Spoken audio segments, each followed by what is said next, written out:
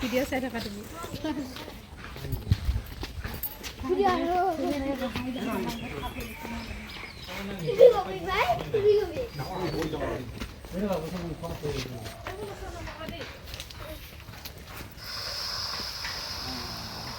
মুখা আছে এইখিনি ওচৰতে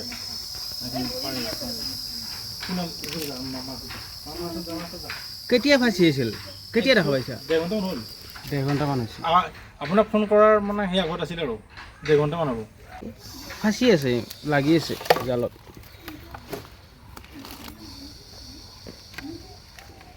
পাঠাৰীঘাট কি আলিখাপাৰা গাঁও চাওক বন্ধুসকল এয়া আমি আহি পালোঁ পাঠাৰীঘাট আলিখাপাৰা আৰু ইয়াতে বন্ধুসকল চাওক এয়া পাণ গছ আছে ছাগলী গৰুৰ কাৰণে এই জালখন দি থৈ দিছিল আৰু সেই জালৰ ভিতৰত চাওক আপোনালোকে কি ডাঙৰ আৰু দীঘল মোটামুটি 7 ফুটমান দীঘলে হ'ব এডাল ভোলাবেৰীয়া সাপ ফচি আছে আৰু এওঁলোকে মোক ধুনীয়াকৈ ফোন কৰিলে আৰু ময়ো আহিলোঁ আহি লৈ যাম আৰু বন্ধুসকল এইডাল সাপ আপোনালোকে চাওক মোৰ ভৰিখনত কেনেকুৱাকৈ মুচৰি ধৰিছে সেইকাৰণে ইয়াক মুচৰা গম বুলি কওঁ আমি গাঁৱলীয়া মানুহে ভোলাবেৰীয়া বুলি কওঁ চাওক এয়া কিমান টাইটকৈ মুচৰি ধৰিছে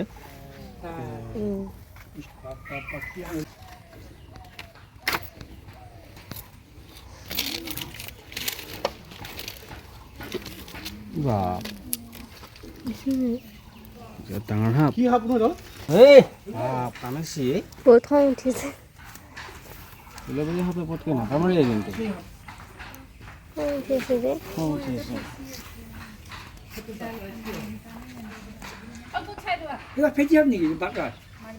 এডাল দাদা এডাল খেতি সাপ নহয় বাকৰাচি নহয় এডাল ভোলাবেৰীয়া সাপ ভোলাবেৰীয়া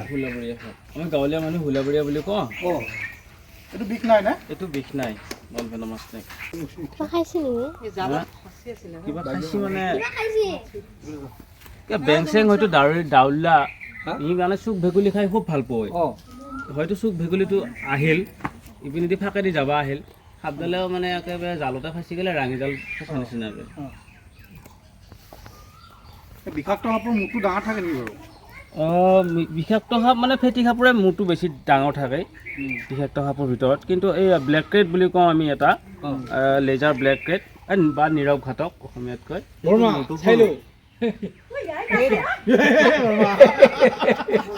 বৰ্মা ছায়া ছায়া তাৰ পৰাই যদি ইমান ভয় কৰিছা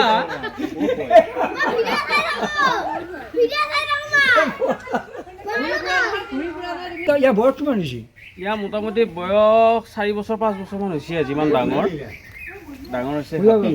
ভোলাবেৰীয়া এতিয়া আমি গাঁৱলীয়াকে ভোলাবেৰীয়া বুলি কওঁ কিন্তু এনে আচলতে কি নাম তাৰ এডাল ইংৰাজীত ৰেড স্নেক বুলি কয় ৰেড স্নেক ৰেড মানে হৈছে নিগনি স্নেক মানে হৈছে সাপ ই মানে নিগনি খাই কাৰণে ৰেড স্নেক বুলি কয় আৰু এন্দুৰগুমা বুলি কয় কিছুমানে দাৰাইজ বুলি কয় বাঙালী ভাষাত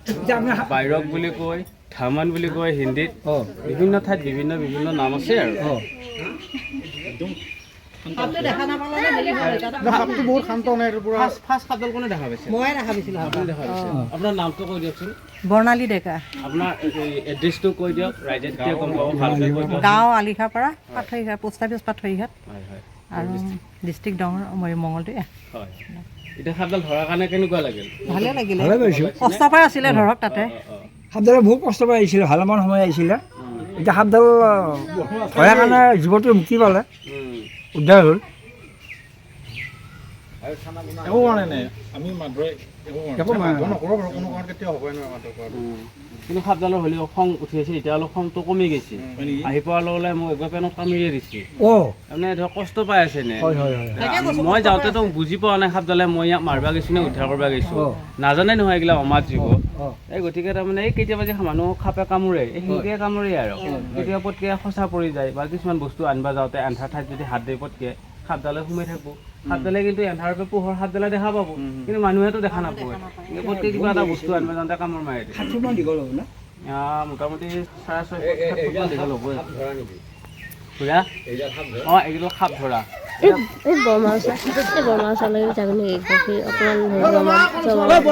ওচৰত 7 কিলোমিটাৰ দূৰৰ পৰা একে নমস্কাৰ জনাই আছে কি হয় মই এটা চিটি কাটিব গৈছোঁ সিফালে এই বৰমাই ঘৰৰ ভিতৰৰ পৰা ওলাই বুলি কৈ আঁতৰাই বেয়া কথা এনে ভয় কৰি আছে আকৌ ওচৰত যাই আকৌ নাৰ্ভাছ হৈ পেলাই বাগেৰি পৰিব ক'ৰবাত নাৰ্ভাছ হৈ যাব তেতিয়া উল্টি আকৌ মইহে ফাঁচি যাম বোলে তুমি সাপ ধৰিব আহিছা নে মানুহ জোকাব আহিছা কামোৰে কিন্তু মানে কি আৰু ধৰাৰো এটা টেকনিক আছে কৌশল আছে নাই ঘূৰা একো যাদু মন্ত্ৰ নাই সাপ ধৰাটো হৈছে মেইনলি কলা আৰু কৌশল হয় নেকি এইটো বহুত দিন আগৰ পৰাই মই ধৰি আছোঁ নহয় নে সাপবিলাক কোনটো সাপে কেনেকৈ কাম মাৰে সেইটো কথা মই বুজি পাওঁ আচ্ছা সেই হিচাপেহে ধৰিব পাৰি সাপবিলাক আৰু জিংকে টিংকে সাপ ধৰা বস্তু নহয় সেইকাৰণে আমি ৰাইজক কৈ থাকোঁ আনুষ্ঠানিক প্ৰশিক্ষণ গ্ৰহণ নকৰাকৈ সাপ উদ্ধাৰ কৰিবলৈ চেষ্টা নকৰিব যদিহে আনুষ্ঠানিক প্ৰশিক্ষণ গ্ৰহণ নকৰাকৈ সাপ উদ্ধাৰ কৰিবলৈ যায় হয়তো কেতিয়াবা বিপদ হৈ যাব পাৰে নহয়নে বাইদেউ এতিয়া আমি সাপবিলাক ধৰোঁতে আমাৰ এটা হাতৰ কৌশল এটা আছে কিটিপ এটা আছে কোনডাল সাপ বিষাক্ত কোনডাল সাপ অবিষাক্ত আমি বুজি পাওঁ চিনি পোৱা নহয় কিন্তু কিছুমান মানুহ আছে সাপ চিনি নাপায় সাপ ধৰিব যায় তেনেকুৱা কিছুমান মানুহ মৃত্যুমুখতো পৰে আপোনালোকৰ জংঘলত এৰি দিব জংঘলত এৰি এটা কয়লা মোনা এখন আছে উলিয়াই দি ক'লা মোনাখন একেবাৰে ভয়তীয়া কাপে পোৱা হৈ আছে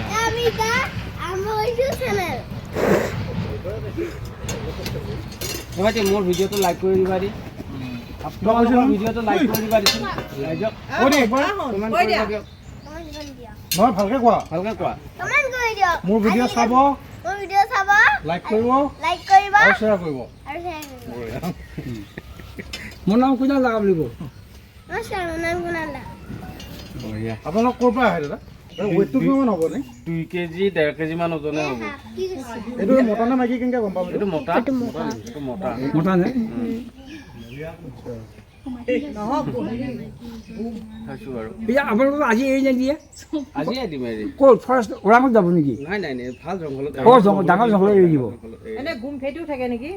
আৰু ইয়াক পুহি পেলাই কি পাম আমি নিজে খাবাই একো নাই আৰু খাব খোৱাবাক লাগে বেংক বিচাৰি ডাঙৰ হাবিত এৰি দিব এই সোমাই গ'ল ৰিক্সা নিজে সোমাই গ'ল তেওঁলোকে জানেই নহয় নিজে সোমাই গ'ল ৰিক্সা মা মনসা বস্তু বহুত জ্ঞানী বস্তু হয় গম পালা ইয়াক উদ্ধাৰ কৰিব আহা বুলি কৈছে আপোনালোকৰ কাৰণে আকৌ এডালে এটা জীৱন এটা পালা হয়নে বাৰু আৰু এইগিলা বস্তু বাচি থাকিলেহে কিন্তু আপোনাৰ কিমান বছৰ হ'ল এইটো মই 2008 চনৰ পৰা হেৰি কৰি আছোঁ চাওক বন্ধুসকল এইডাল সাপে মই উদ্ধাৰ কৰি লৈ আহিলোঁ পাথাৰী ঘাটৰ পৰা আৰু বন্ধুসকল এইডাল সাপ জালত ফাঁচি আছিল মই ধুনীয়াকৈ উদ্ধাৰ কৰি লৈ আহিলোঁ আৰু মোৰ আজি বেমাৰ হৈ আছে জ্বৰ পানী লগা মূৰৰ বিষ হৈ আছে এতিয়া আমি ধুনীয়াকৈ সাপডাল জংঘলতেই বা পানীতেই ধুনীয়াকৈ ৰিলিজ কৰি দিম ইয়াত চাওকচোন বাৰু সেই পাছফালে ডাঙৰ জংঘল আছে আৰু ইয়াতে মানুহৰ ঘৰ পৰিয়াল নাই আৰু ইয়াক ধুনীয়াকৈ পানীতে এৰি দিম কাৰণ ই ধুনীয়াকৈ পানীত যায় সেই ডাঙৰ জংঘলখনত ধুনীয়াকৈ ই চাৰ্ভাইভ কৰি থাকিব পাৰিব আৰু ই ধুনীয়াকৈ গা ধুই লৈছে বহুত সময় দি ফাঁচি আছিলতো এই চাওকচোন বাৰু ধুনীয়াকৈ যাব ইয়াত বহুত ফাঁচিলে আকৌ ফাঁচিল নেকি ক'ৰবাত ফাঁচিল নেকি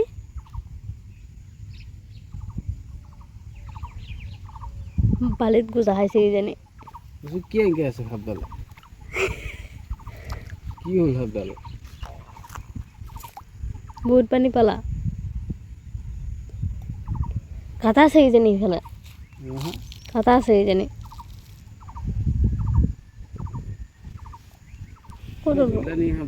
সেইডাল চাওক বন্ধুসকল এয়া ধুনীয়াকৈ যাই আছে কি সুন্দৰভাৱে আৰু বন্ধুসকল এনেকৈ সাপ যোৱা দৃশ্য দেখা পাই মনত বহুত শান্তি লাগে আৰু চাওক এয়া ধুনীয়া ডাঙৰ নদীটোৰ মাজে মাজে যোনডাল সাপ যাই আছে দেখা পাই খুব ধুনীয়া দৃশ্য হৈ গৈছে এনেকুৱা দৃশ্য খুব কমেই দেখা পোৱা যায় চাওকচোন বাৰু এই সাপডালে মুকলি আকাশৰ তলত এৰি দিয়াৰ কাৰণে কিমান ধুনীয়া শান্তি লাভ কৰিছে এয়া